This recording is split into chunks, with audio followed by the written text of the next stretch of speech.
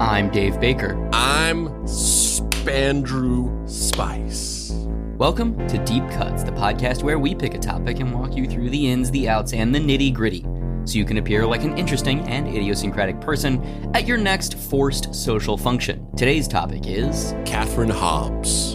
Who was Catherine Hobbs? Well, by all accounts, she was a normal teenager, a bookish and introverted girl. She was a resident of Las Vegas, Nevada, living with her single mother. However, there was something unique about young Kathy. She had visions, dark premonitions of her future. Ever since she was the age of 8 years old, she was incessantly talking about how she would die when she turned 16. Tragically, despite making it to her 16th birthday, she was kidnapped just a few months later and never seen alive again.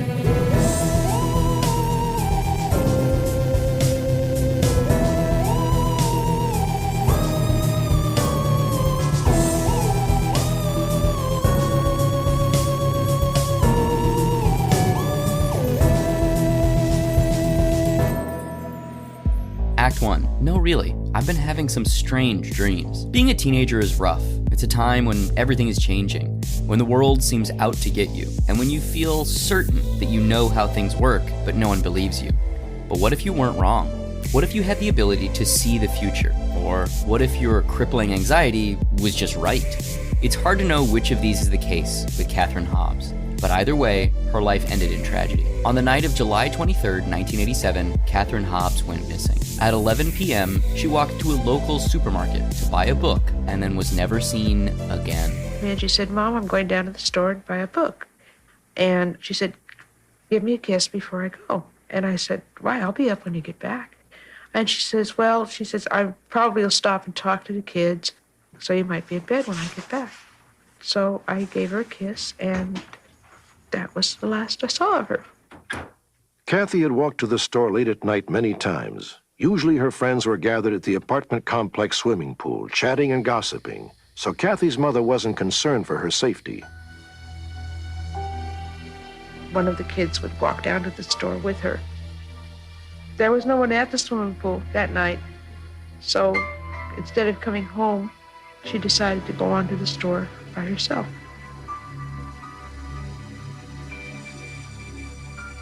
Assuming that Kathy would be with her friends, Vivian went to sleep.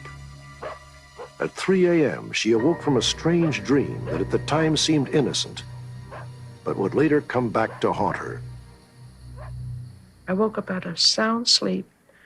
I felt like I had been hit on the head, and all of a sudden I got a very peaceful feeling, and it was, well, it's over now. And I fell back to sleep. The next morning, Vivian discovered that Kathy's bedroom was empty. She still had not come home. Within the first day, we had tracked down friends, We can stop here. relatives. So we don't want to... Because basically, most of this episode is just taken from this episode of Unsolved Murders, or Unsolved Mysteries, whatever it is. So we're going to kind of bounce back and forth between, the episode sound and then me reading truncated versions of what they say in the episode. It's Unsolved Mysteries, bitch. Get it right. Well, you said Unsolved Murders, and then you were like, Unsolved Mysteries, or whatever it is. And I'm just like, whatever it is, it's Unsolved Mysteries. Copy that. The next morning, Vivian realized her daughter had not come home. She promptly called the police. By the end of the second day, police were sure that Kathy had been kidnapped. And here's where things get even crazier. Ever since she was a child, Catherine had psychic visions that she would die young. I'm not trying to make a joke. I'm genuinely curious what book she was going to the store late at night to buy. Like that specifically is like, what book were you going out at like 10 o'clock to buy? So she was really into like dime store romance novels, like Nora Roberts or whatever.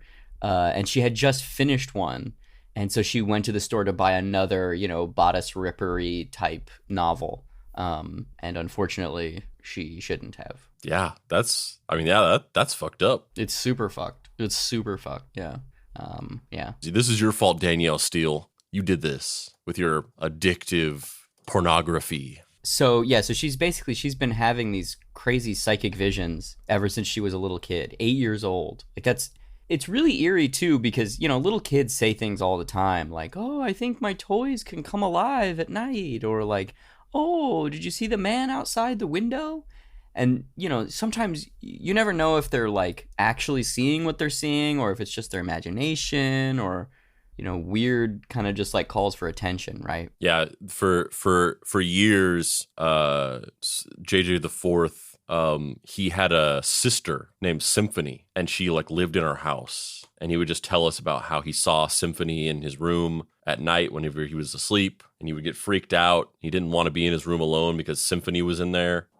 And that persisted for a long time. It finally ended at some point. He forgot about it. But for a long time, he had a sister named Symphony who he would just see. Also, oddly enough, ever since Phoenix WK could talk, every night, right before he drifts off to sleep, he just says, Dave's dick is going to fall off December 4th, 2023. I mean, at least there's going to be some good out of this. We'll have a bona fide psychic in the family. Yeah. Yeah, I don't know if me or my siblings necessarily did stuff like that. I mean, I definitely was scared of stuff as a little kid. Like, did you ever see that movie, The Ghost and Mr. Chicken with Don Knotts? It's like a horror comedy about like a guy in a purportedly haunted house. Did you ever see that movie? Of course I have. I love that it's this obscure thing that like most people haven't seen, but you and I are just like relics of another time. For somehow. No, yeah, I had The Ghost of Mr. Chicken on VHS. Do you have you ever had premonitions or deja vu to an extreme degree or psychic visions? You know, do you think that Phoenix WK or JJ the Fourth, I don't remember which one it was, actually did see ghosts in the bedroom when he was sleeping? Like, do you think that little children have an ability to perceive things? Well, here's the thing. Just to preface all of this, and I think this is similar to you because you've said similar things in the past. I'm open to any of these things. I'm not like hardcore, like this shit doesn't fucking exist. I'm open to the possibility that these things exist. But that kind of being said and gotten out of the way, I don't believe in ghosts. I do not believe in.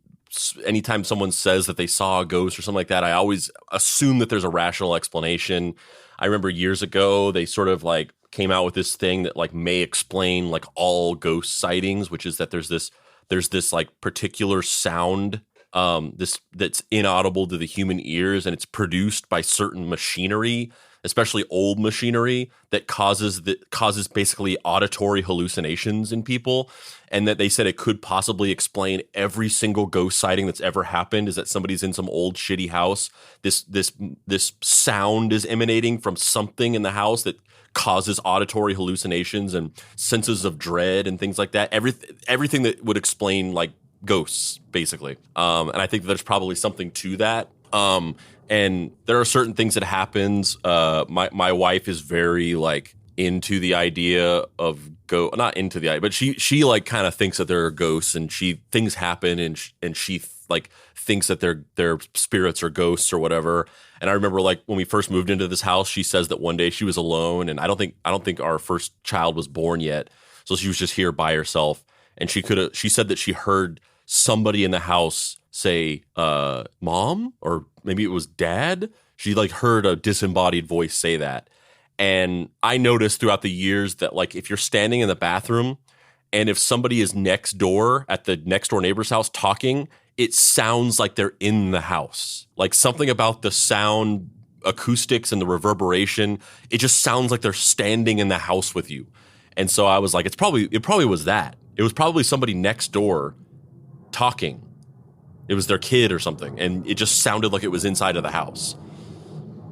And there was another incident where right before our first child was born, like literally the day before, we were in our bedroom with the door shut, and her friend was visiting from out of town, and she was in the bedroom that would end up becoming the kids' room. And our dog, Jack, at the time, he started freaking out and barking. And he like went out and we could have sworn that we heard like footsteps, like people walking. And he went out there and started growling at something. And she swears that somebody must have like broken into the house and Jack scared her off. And I'm like, it was probably your friend. And she's like, no. And her friend swears she didn't go out at all that night. And I'm just like, she probably did though. She probably just forgot or something. She probably got up to go to the bathroom and just wasn't thinking. Like I always have those rationalizations for things. I mostly don't believe in this stuff. However, all of that being said, and this is I think probably darker than I think you probably imagine whenever you ask me this question, but for basically a huge chunk of my life, and once again, this is darker than I think you anticipated, I had this feeling somewhere, this not a premonition, not a vision, but this feeling in like the core of my body that my brother was going to die and I needed to like stop him from dying. And that isn't something that I've invented after the fact. My brother years ago, back in like 2013 or so, he worked at Taco Bell, and I always just was like, he worked the late night shift, and I always just had this thing sitting in the back of my mind of just like, that's a bad situation. Like, he's working late night at Taco Bell in Bakersfield. Crazy people come in, people come in and they like rob places. Like, I just feel like this bad feeling that something bad is going to happen. And I literally got him a job. At that time, Brandon was working for this company called Alchemic Dream, which was a company that did third-party customer service and support for video games. So they hired them to, like, video games would hire them to do their support for them.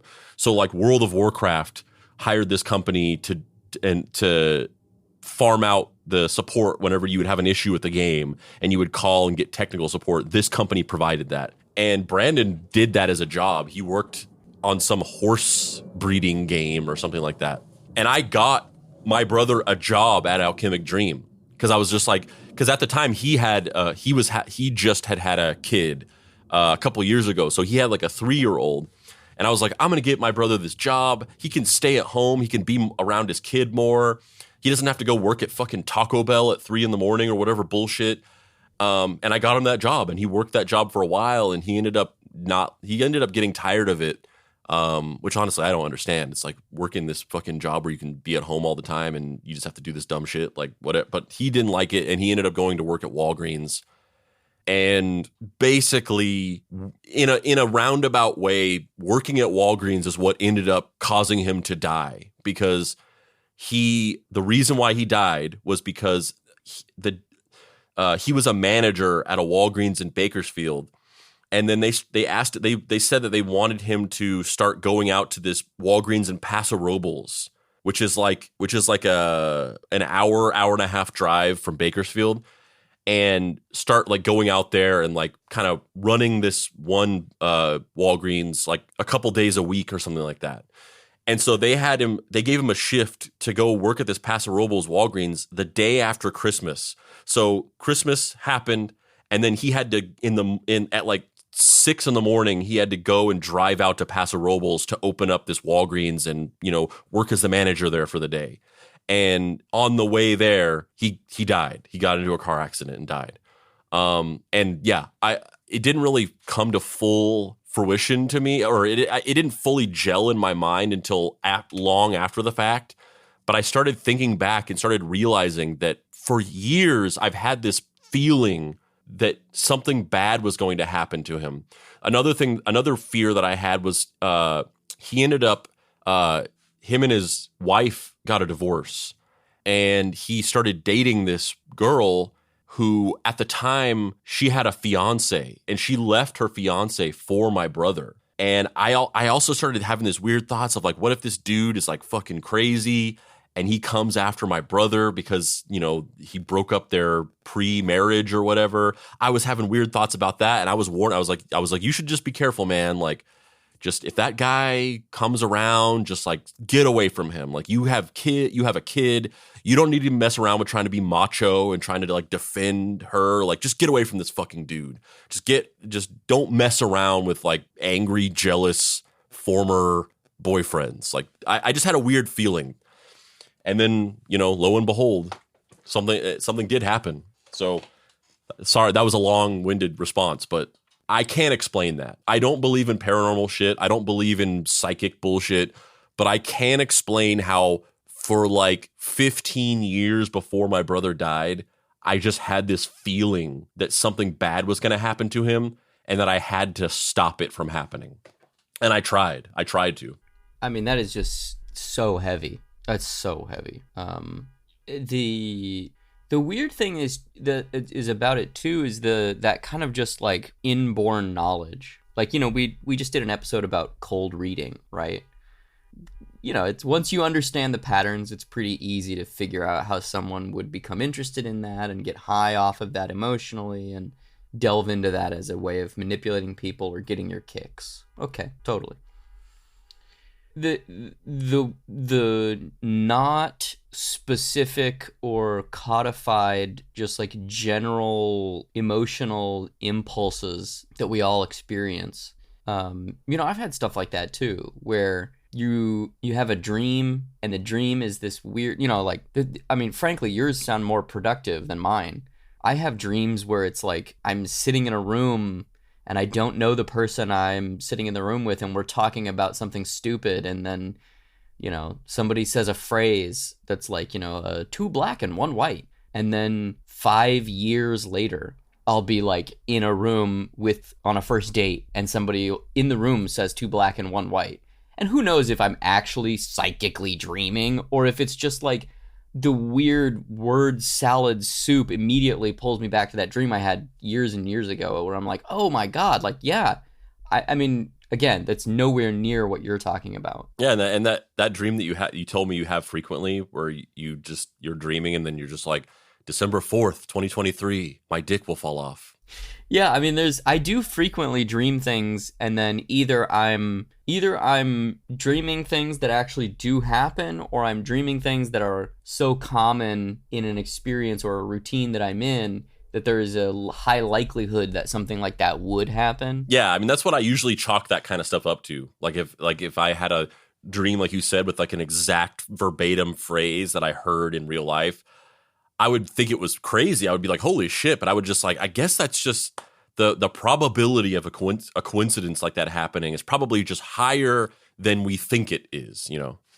Yeah, and it's interesting because sometimes I feel that way. And then sometimes I'm like, oh my God, I have fully had a premonition about this. Or oh my God, I'm the lamest precog ever. Yeah, literally. Yeah, totally. Yeah, you know, oh my God, never in a million years would I thought I would have been in a Vaughn's on 3rd in Vermont in Los Angeles, and I would have seen someone drop a bag of pennies. Well, that's kind of like what I said in the John Edward episode. That's where, like, I was saying, like, I don't discount totally that there could be psychic phenomena, but I just feel like if there was, it just wouldn't be so like perfectly buttoned up that it would be this magical power that you could like wield like a fucking wizard, and you could turn it into like this skill that you could use to like solve crimes and give people. I feel like it would just be like largely useless. It would be like, oh, I predicted that this guy was going to be at this store. No significance to it. I just knew this guy was going to be here. Yeah, totally. And like, you know, I've experienced things like that where I have seen an image or, you know, had a feeling or, you know, pictured someone's face mentally or in a dream or whatever. And then 6 months later, I've encountered it again. But like you said, it's useless. It's not a thing where I'm like, on December 24th, 2023, my dick will fall off. No, it's December 4th. It's December 4th. That's December 4th. December 4th. Sorry. Yeah. You have less time than you think. Yeah. I better get to getting. Use it before you lose it, like literally. This eyebrow raising is just really playing well on this podcast. Yeah, but I mean, we can go back to I just feel like ultimately I land in the same place as you, even with both of our pseudo psychic or, you know, paranormal phenomena, which aren't even really, they're just kind of these weird, unexplainable things. I think I side on the side of like, I'm open to those things existing. I don't really think they do, but also I'm not so sure that I'm not. Like, if I'm in a graveyard, I'm not about to be yelling like, ghosts don't exist. You guys are all bitches. Like, I'm not doing that. I'm not doing that. Better safe than sorry. I wouldn't necessarily. I never really align myself with agnosticism because I feel like agnosticism is like, it's almost like being a centrist, like where it's just like the intellectually lazy way out. Like agnostic people, they just are like, I'm just not even going to think about it. I'm just going to be like, could be. I'd have to see proof, but it could be. And that's just like you didn't think about it. You've never thought about this. You just don't want to. So I wouldn't I've always aligned myself much more with atheism than agnosticism.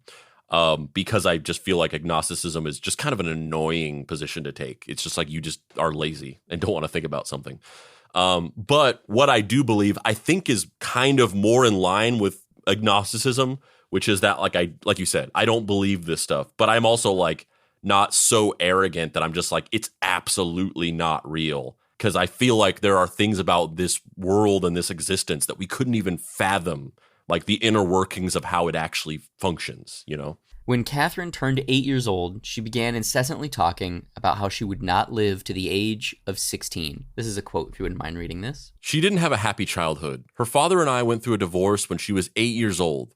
She and her father were extremely close. When she was in the 7th grade, one of her closest friends died of a heart disease. This affected Catherine deeply. That's one of the main reasons we moved to Las Vegas, was to give Kathy another chance to get away from that atmosphere and that environment that she grew up in, her mom said. Despite being introverted, Kathy made a new circle of friends. However, that quickly turned into a dark cloud. One night, she approached her mother and started crying. Vivian asked, "I don't want to grow up. I don't want to get older." Her mother quickly explained that growing up is difficult, but we all have to do it. Just before her 16th birthday, Kathy started spiraling. Deep into a depression, she refused to leave her bedroom. She read all day, she barely ate, and then on the morning of her 16th birthday, she woke up to find herself still alive. Hoping that her nearly lifelong premonitions had been completely false, she began to come out of her depression. Kathy planned to open a hair salon called Kathy's Cuts. In many ways, I can relate to a lot of this stuff. I actually talked about this in a previous episode recently. Which episode did I talk about this stuff on? Was it the John Edward episode? I can't remember which episode it was. I talked about like a recent one in the last 3 or 4 episodes of this idea that when I was a kid, I was uniquely consumed with not wanting to die and kind of being like freaked out about aging and getting older. And my mom has told me that like from a young age, and I'm assuming this probably has something to do with the the autism that I didn't realize I had at the time, or nobody realized I had at the time. That I from a very young age, I had like a Peter Pan syndrome where I just didn't want to grow up, and my mom told me that I used to just tell her I didn't want to get older. I wanted to stay a kid forever, and I was like depressed about getting older and dying. And then as I got older, the things that I can remember, it just kind of solidified into this sort of like fear and anxiety of aging and getting and dying and, life ending and the way that things, life moves on and nothing, good lasts forever. Just a lot of anxiety and fear around that stuff.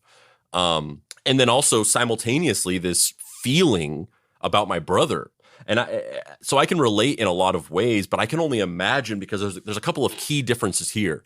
Number one is the premonition or the feeling or whatever was about herself, which I could imagine if instead of this feeling that something was going to happen to my brother, that if it was me, I feel like there would have been a lot more anxiety surrounding that. If it was just like, I'm going to die. And not that I like care more about myself than my brother, but it's just like the idea that yeah. And also the fact that there was a time, like I never had like I'm going to die when I'm 16. It was just a fear of dying generally with no particular end date. So I can only imagine those two compounding things. I struggled with this anxiety when I was growing up. It was not fun. I can only imagine how much worse it was for somebody who thought that they were going to die at a specific time. It really feels like some sort of Edgar Allan Poe story or something where there's just this ticking clock winding down on everyone's childhood, there's a ticking clock winding down, but when you know that the end of the childhood is death and not just moving into the next stage of things, that's fucking intense. And yet, tragically, Kathy would go missing. As the search for Kathy widened, a clerk at the local grocery store remembered seeing her sometime around midnight. After a thorough search, a receipt for a paperback book was found at 11:17 p.m., the night that she went missing. Kathy had in fact been in the grocery store that night. Could her abductor have been there as well? Security camera technology in 1987 wasn't what it is today, so there was no video record of her. However, due to Las Vegas's 24-hour lifestyle, there were numerous people around, but only the one clerk that remembered her. 9 days after she disappeared, a hiker named Rick Packle found something out in the desert surrounding Lake Mead. I was walking back to the car. I was probably 150 or 200 feet from the road, and I was stopped by a very strong odor. I decided to see where it was coming from or what it was, and that's when I found Catherine's body. It was the most horrible thing I'd ever seen in my life. I had to sit down and gather my thoughts and make sure that what I was looking at was real. When I realized it was a human body, I went back to the car, back to Calville Bay Ranger Station, and got the Rangers and brought them back out to the site. The police identified her body and knew that it was Catherine almost immediately. The police also found 2 blood-stained rocks. And it was, well, it's over now. And I fell back to sleep. The next morning, Vivian discovered that Kathy's bed stains matched Kathy's blood type. Feeling at the time is to want to run home, grab your daughter by the arm, and bring her to the scene and say, "This is why I say no, you can't go out late at night." Investigators found tire imprints at the scene showing where a vehicle had pulled in, turned around, and left. They also found 2 rocks spattered with blood near Kathy's body. Tests established that the stains matched Kathy's blood type. The coroner concluded that Kathy Hobbs had died from repeated blows to the head. She was 16 years, 3 months, and 3 days old when she was killed. So she made it to 16. But not much after that. But she was right, you know. She did have this premonition that she wasn't going to live to be an adult. After Kathy's death, letters were found in her room addressed to each member of the family. The letters were dated 1 month before Kathy's 16th birthday. Dear Mother, in event of my death, you shall get this letter. I hope you live happily, and I don't want you or anyone else to dwell on my death. I love you all very dearly. You were good to me, and nobody else could have been a better mother. Keep me alive in your heart, and don't ever forget me. Love always, Kathy. And she was a very good friend, as well as being my daughter. The most direct route to where she... Obviously, this is fucked up. Like this, that goes without saying. This is so dark and so fucked up. But there's a bunch of things going into this because number one, that's so bleak and so sad that not only did she die at 16, which is just fucked up no matter what, this horrible, unspeakable, the idea that your daughter would die at such a young age and that you wouldn't get to live a full life, but also that like much of her life leading up to that was just crippled by this fear. Like it didn't seem like she lived that great of a life if she's like 16 years old writing like farewell letters to her family being like, don't be sad when I'm gone. Like seems like she was going through a rough fucking time mentally, mental health wise. That's not only did she die, but she also just was like, didn't live a great life mentally before that. But also, to a certain degree, some aspect of this whole, like, she went out late at night and she died. She was, abducted and killed. This cautionary tale, everybody should take their daughters and see this story so that they know why you're saying you can't go lay it out at night. Like an aspect of that is kind of very specific American fear mongering about stranger danger. Like the odds of something like that happening are so astronomically low, and it's not thought of in the same way in many other countries. And a lot of European countries just are flabbergasted by the level of like helicopter parenting that we do in the US and how we just don't let our kids go out and do stuff. An aspect of that is like stranger danger fear mongering. I mean, it's a very real possibility, but it's a very low possibility of something like this actually ever happening to you. But considering the fact that in this country, we very much associate with like, don't go out at night, don't go out into like sketchy neighborhoods and blah, blah, blah, blah, blah. The level of guilt that her mom must feel for having just let her go out is so heartbreaking. The level of guilt she must internalize. The fact that her mother claims that she experienced some sort of psychic tether being broken between them, where, I don't think we actually talked about it earlier in this, but I don't remember if we played the sound clip or not. Yeah, she woke up at some point in the night and felt like she was like hit over the head, and then she felt like a calm, like it was like something was over. Who knows if it's real or, kind of some sort of emotional Stockholm syndrome to grapple with the grief, but with everything else, especially the letters that Kathy left, I'm just like, these motherfuckers are psychic. These motherfuckers they're just out here being Carries, but in a nice way. They're just trying to take care of each other. They're going full Carrie, trying to take carry of each other.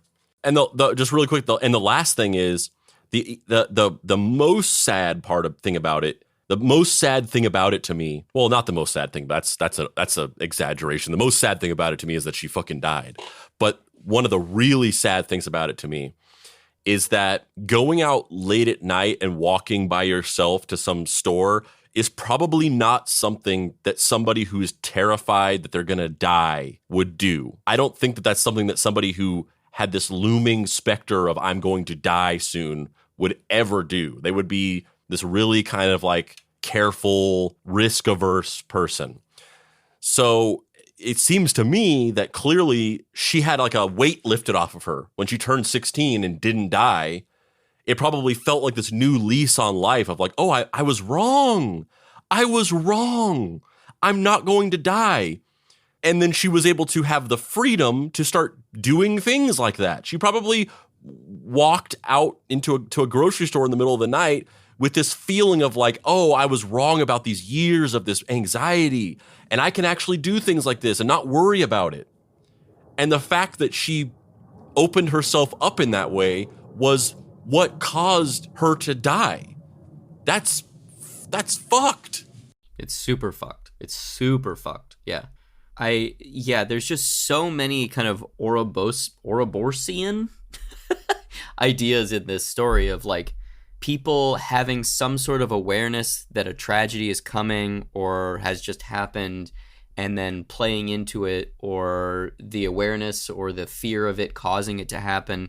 It's very Final Destination, but in real life, and somebody actually lost their life, which is so fucking sad. Yeah, very, very Final Destination. And also it kind of reminds me of like the joke thought I've always had about That's So Raven, if you ever watched that show, where like she has psychic visions of like some random thing happening out of context, and then like the whole episode is about her trying to prevent that thing from happening, and in trying to prevent it from happening, she causes it to happen, which is like that's a good dramatic framing for an episode of a TV show. But in real life, the obvious answer is you should just ignore your psychic visions. Your psychic visions just literally cause the thing to happen, so just ignore them.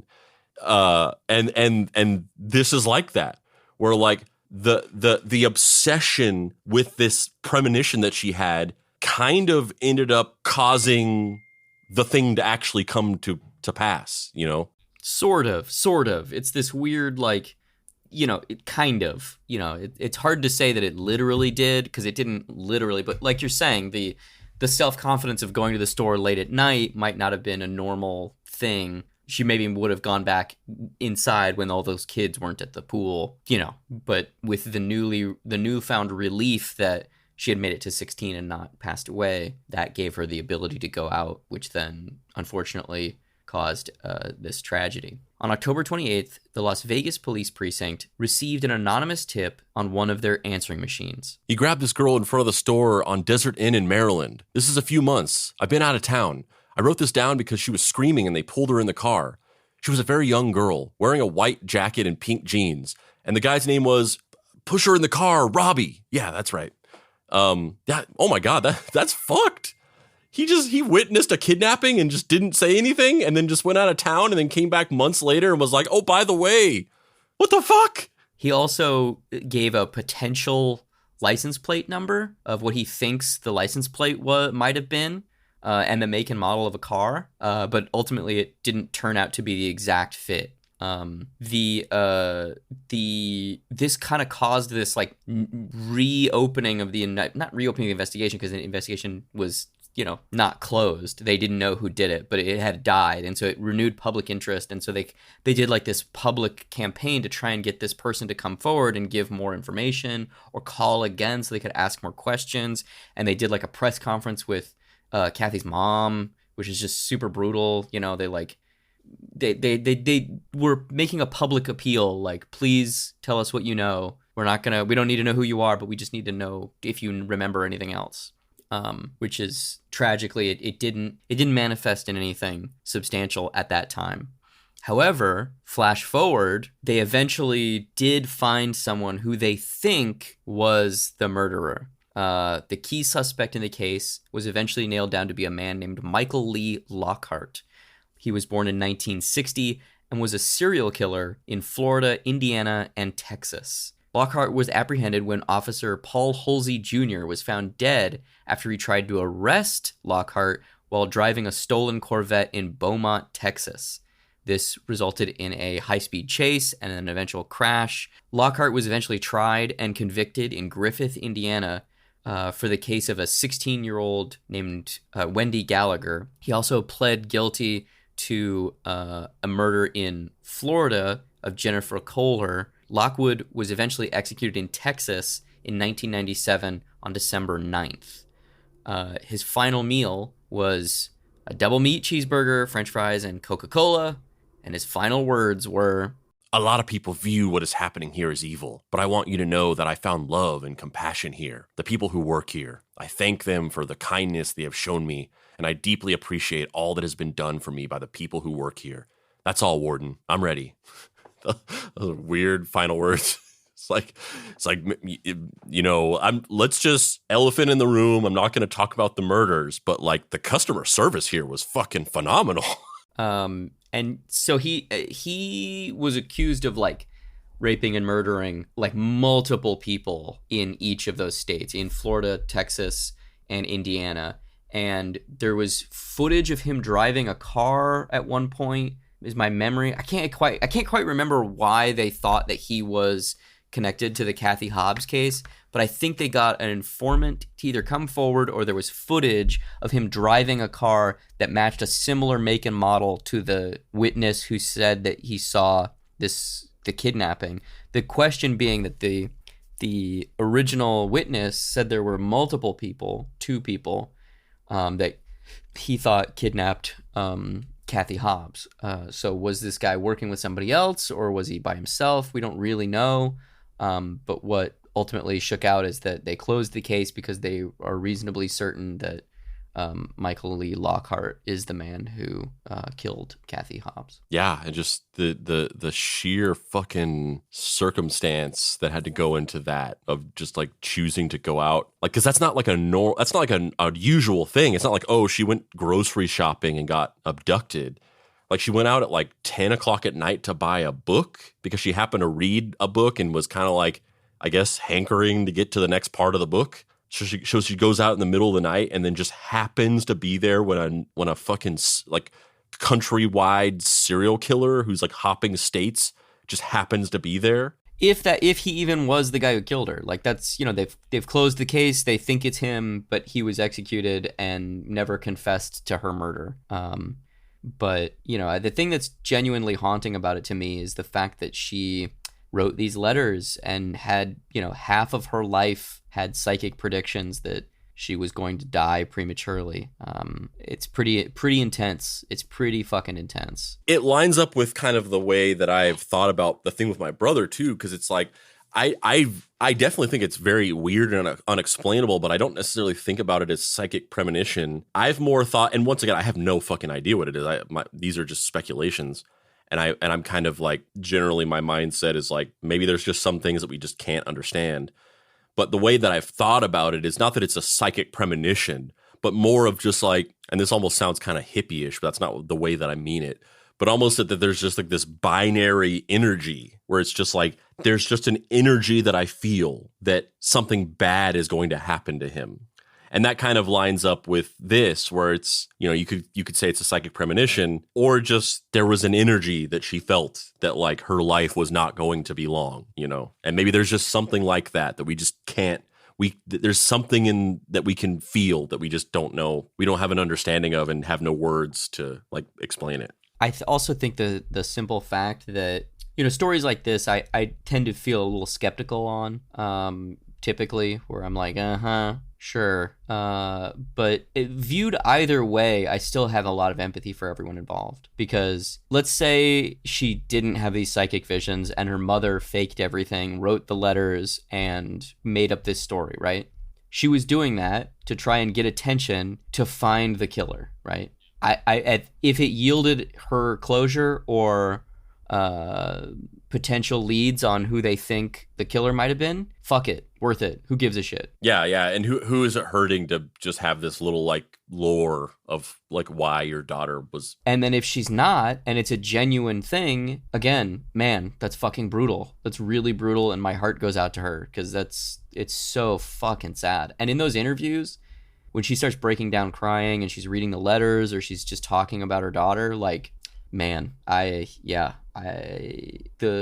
process of losing somebody in that way, where they've been telling you for their entire life that they're going to not be around very soon. Oof. That's a deep level of pain. Yeah, there's also probably some guilt there as well. Not just the whole like I let her go out in the middle of the night, but also just like, you know, whether or not there was any validity to the visions or if it was just a huge coincidence, just that feeling in the back of your mind of like, I'm assuming they didn't take her seriously. I'm assuming that they were just like, you're being ridiculous. Maybe not. I don't think they would say it. I'm not saying that they would say it like that, but I'm assuming that it was just a quirk of their daughter that they gave zero thought to, other than like, she seems upset about this. Like it's a little, you know, every kid has their little things. And for that to happen and just be like, oh, we never took her seriously. We never listened to her when she was telling us this thing. There's probably some guilt associated with that as well. Yeah, I mean, I would ask your final thoughts, but I feel like we've both kind of run through our final thoughts pretty substantially already. Yeah, basically just open to the idea that there's some kind of like psychic phenomenon, although I don't necessarily believe in it. But there have been some things in my life that have happened that I've kind of had to compartmentalize because I can't explain them, and they sort of contradict my general worldview. So, you know, everybody has something like that where you believe a certain thing, and there's like one little thing that doesn't gel with your opinion on something, and you're just like, I'm just gonna file that away in a unmarked folder that I never think about. And this definitely reminds me of that, where it's like unlike the John Edward episode, I listen to this story and watch that Unsolved Mysteries episode and hear the details of it, and I'm just like, I have no explanation for this. I have no fucking way of rationalizing what happened here, other than to say that like it was a huge coincidence. But other than that, I have no way of rationalizing this. It's very sad, and I'm just going to file it away in that unmarked folder. On that note, I'm Dave Baker. And I'm Spandrew Spice. This has been Deep Cuts. If you'd like to find me online, you can do so at heydavebaker.com. You can find all the issues of Halloween Boy. The new 5th one just dropped. You can also find my books, Mary Tyler Moorhawk, which is available for pre-order wherever you get your books. And my toy, Halloween Boy toy, also up for pre-order on Big Bad Toy Store. Spandrew Spice, where can people find you? You cannot find me on social media because I don't use social media. But if you want to pay your respects to the dear beloved Papa Pricey, you can get his book, Deadbolt AI Private Eye, a comic about a future robot detective, by going to dapricewrites.com. You can follow us on social media by going to Facebook, searching Deep Cuts Podcast or the Deep Cuts Podcast Facebook group. You can join our Discord server, bit.ly.com/DeepCutsDiscord. You can follow us on Instagram at DeepCutsPod. You can follow us on TikTok at Mystery Treehouse. You can follow me on TikTok because I'm fucking lied and I am on social media at Deadboy Detective. And you can go to our shop, deepcutspod.com, click on the shop and get some cool merch. And you can just find us. Just please find us. We're lost.